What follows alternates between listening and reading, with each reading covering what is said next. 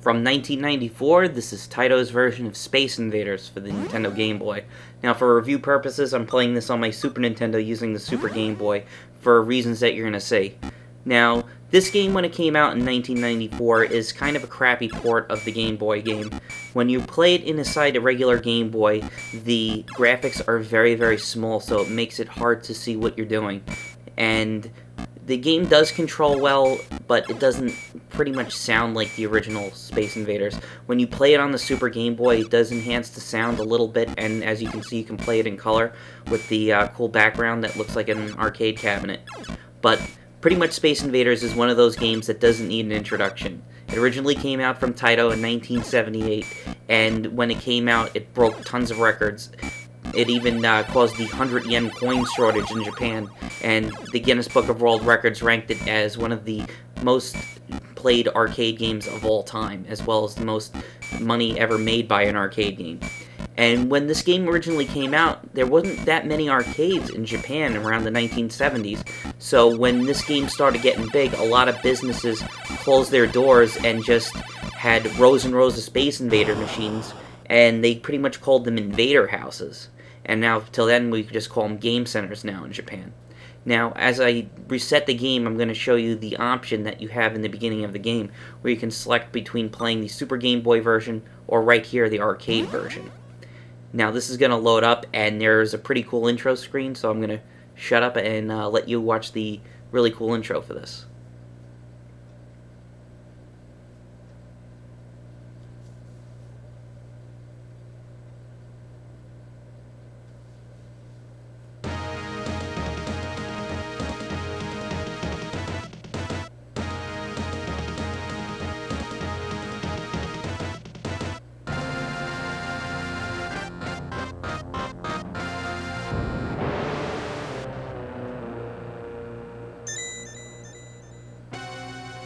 Pretty cool intro for a game that came out in '78. Now right here I'm going through the options, and they're pretty standard. You can set player stock, what level you get a extra life at. Now right here you can select between 5 different modes of the game. You can play it upright with a cabinet screen, original black and white with cellophane, and color. So that's actually 4 not 5. Now I'm playing on the American style upright cabinet that had the black and white, but it was kind of played on a mirror, so it gave you that 3D look with the little planet in the background. Now, this version is damn near perfect to arcade Space Invaders. The only difference is you're using a control pad rather than the 2 buttons or a joystick if you played in the Japanese. Now, the Twin Galaxy World Record is a man, Donald Hayes, who we ended up meeting a lot at Fun Spot. He holds the current world record for Twin Galaxies at 55,160, which is pretty insane because if I'm playing Space Invaders on a good day, I can pretty much make it to the 3rd wave of Space Invaders. Now, when this game originally came out, it was all in black and white. It wasn't until a year later that Namco created Galaxian and had the very first color arcade game. So, you know, for a game that was pretty simple at the time, it did pave the ways and pretty much, you know, started shooters, as we all know, with, you know, so funny looking at this and then playing a game from Cave like Esperade or Espagluta, seeing how we've progressed from just, you know, mowing down waves of enemies to, you know, the bullet hell shmups of today.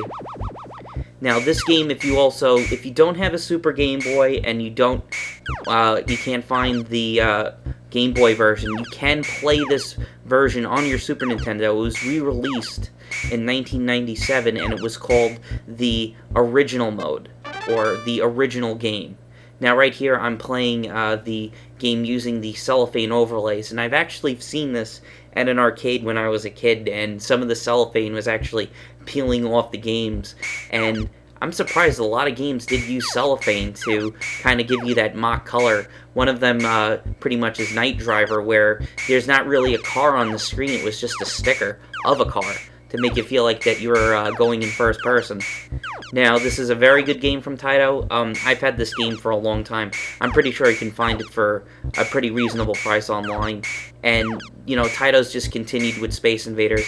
Definitely check out Space Invaders Extreme on the DS and the PSP and on the Xbox 360.